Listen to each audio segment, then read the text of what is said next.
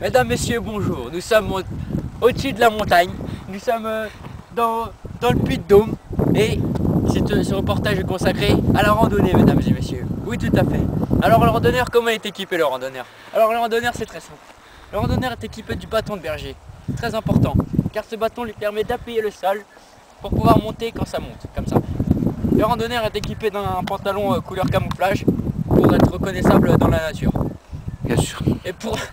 Et pour finir, le randonneur est équipé de chaussures idéales pour monter les côtes qui accrochent bien le terrain. Et son sac à dos. Et tout à fait, et dans le sac à dos du randonneur, nous trouvons une bouteille d'eau, des gâteaux et une carte. Et une boussole, ne l'oublions pas, car le randonneur n'est pas à l'abri de se perdre. Et oui, mesdames et messieurs.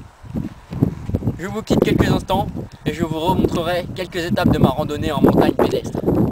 Alors tu vois, public, la passion du randonneur, c'est la randonnée. Et la randonnée, c'est quoi? C'est marcher avec son bâton. Mais attention, hein, le randonneur est aussi très attaché à sa nature. Il ne laissera jamais traîner un morceau de papier ou un détritus de pique-nique. Hein. Le randonneur aime la nature. Ah tiens, regardez là-bas, un mille en noir. C'est magnifique. Alors tu vois, le randonneur, comme je te disais, aime la nature. Hey, bonjour monsieur l'âne. Alors que fais-tu aujourd'hui? Que fais-tu de beau? Tu manges tes petites plantes, hein? Alors là, vous voyez là-bas, vous avez Robert, André, Michel et José. Ce sont 4 ânes qui sont dans ce champ. Ils sont magnifiques, hein? Regardez, regardez, c'est des grandes oreilles dressées, oh, c'est magnifique. Allez, viens public, on va continuer dans le champ, va. Et peut-être, qui sait, peut-être nous croiserons des canards ou des moutons ou d'autres bêtes comme ça, je ne sais pas. C'est magnifique. Voilà, bonjour Michel. Bonjour Michel. Le randonneur s'appelle toujours Michel. Et là-bas, tu vois, un oiseau.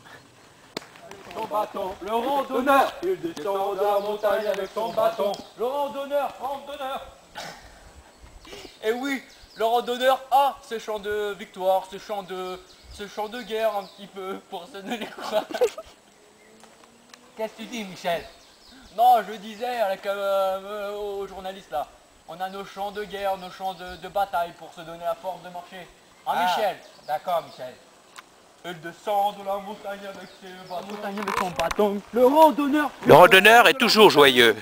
Le randonneur, il descend de la montagne. Il descend de la montagne. Il descend de la montagne. Toujours sous le même air, le randonneur chante. Le randonneur, et oui, le randonneur est un petit peu chanteur. Il descend de la montagne avec son bâton. Bâton de berger.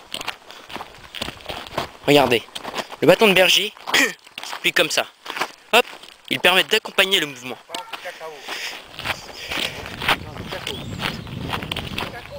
Quand le randonneur est perdu comme ça, il a 3 possibilités. Il arrive à l'impasse des cacos. Il peut soit continuer sur la droite, à ce moment-là, 2 chemins sont possibles. Ou alors continuer sur la gauche, ou un seul chemin possible. Mais le randonneur suit son instinct de randonneur. Le randonneur s'informe toujours sur le lieu où il se rend. C'est très pratique s'il est paumé. Lorsque le randonneur va au restaurant, il a ses propres menus. Voyez-vous même. Le menu randonneur, garni, c'est magnifique. Et bon appétit Michel. Hein. Le restaurant préféré du randonneur. Alors tu vois, le randonneur, il pique-nique, hein. C'est normal.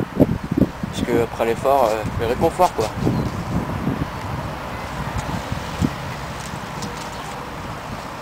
Bon appétit. Le randonneur est passionné et il est aussi très malin, mais un petit peu pince. C'est pour ça qu'il voyage à moindre coût. Hein Michel? Allez, sans rancune, hein. À la prochaine. On se retrouve sur les montagnes cet hiver. Hein. Ciao public.